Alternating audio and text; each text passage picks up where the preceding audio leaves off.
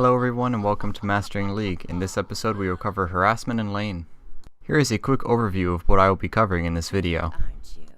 First, I'll break down the harassment into 3 simple types to have an easier understanding of the rest of the video.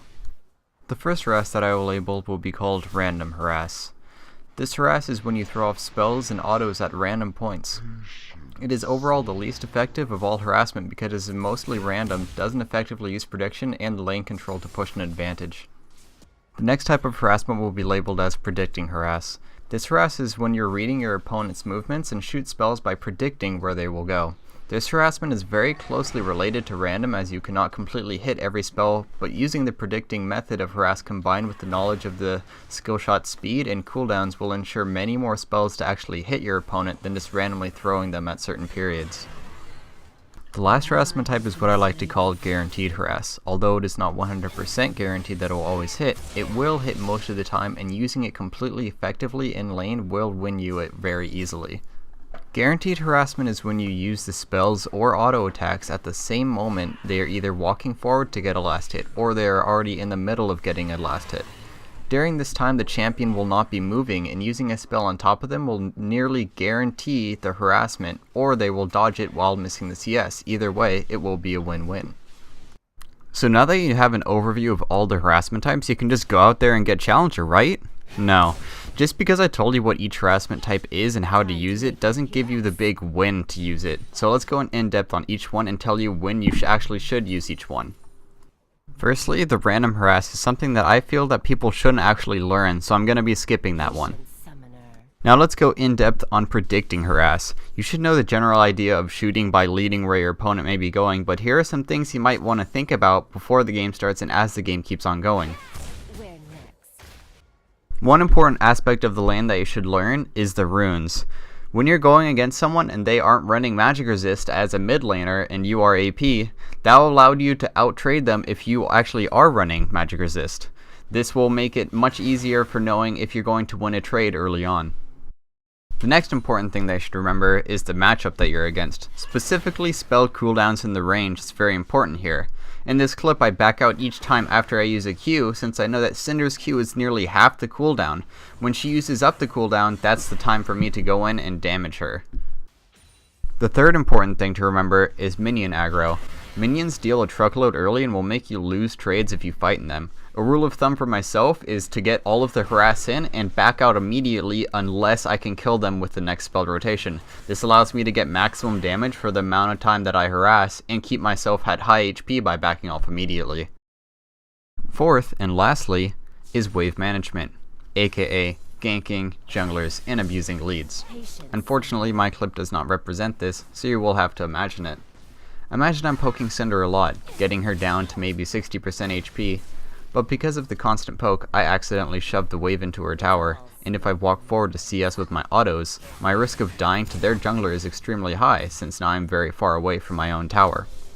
It's small things like this that people don't think about, and in this instance I would use my spells for max range to CS and reset the lane, then I would try to limit my poke or only poke when I wouldn't hit the wave at the same time. There's actually a lot of different scenarios of wave management, but that's going to be a different video and I won't go in depth about every single possible thing that could happen. And now for guaranteed harass. Well, everything I just went over is the same for guaranteed harass. Choosing between prediction and guaranteed is based on the runes, the matchups, the cooldowns, the wave management, and the minion aggro to know that you're going to win the trade when you actually do it.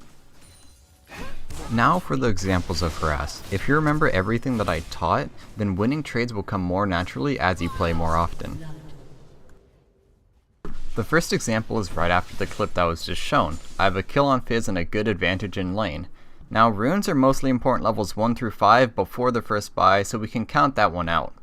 The matchup I can win if I get my damage down by doing it after his E or quick enough that he doesn't have time to react to it. He did use Flash and Ignite last fight, so I told that to my jungler. So what should I do right now? Should I run at him and just harass him? He can't win trades because I'm ahead.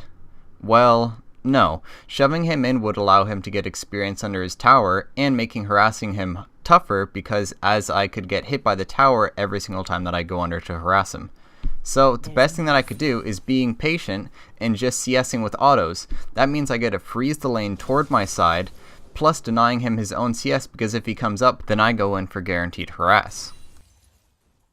Unfortunately, I mess up and chain the wrong way and way too early, allowing Fizz to get away, but mistakes happen and the point is still the same.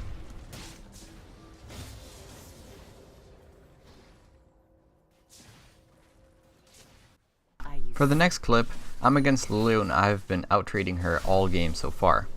The first thing to note is that she uses her Q for no reason. If anything, it was to CS and she got one with it, but the other one died to minions. She used what I exactly called earlier in the video, which is random harass. Sure, it could have hit me, but it would have been really lucky. Since I not only know that her Q is down, but Lulu mid maxes Q, meaning that her trading spell to deal a lot of damage with is the spell that is down, allowing me to trade very easily with her. Now that we went over the two examples, how do you actually practice these methods of harass? First, predictive harass. Well, honestly, the best practice is just to play the game for predictive harass, because it's just predicting the enemy movement. But for champion wise, I think Xerath would be the best to practice with, because every single spell that he has a delay on it, so he must be very good at predicting their movement to hit all of the spells. And lastly is how to practice guaranteed harass. Something I used to do a while back with friends is probably still a good method today. Make a 1v1 custom match for you and your friend and have both of you go Caitlyn, or just one go Cait and have the other one go a different champion with less range. The Caitlyn should auto attack every single time the enemy goes for CS, but at the same time the Caitlyn must not miss any CS. Doing this will help you read the opponent's movements when they're going in for CS, harassment, and it will also show you when to back off because of minion aggression. Hey guys, I hope you enjoyed the video. This is my first time ever making a video like this and would appreciate feedback in the comments of what you enjoyed and what I could do better at next time. If you have any ideas of what you would like for the next video, please tell me in the comments too.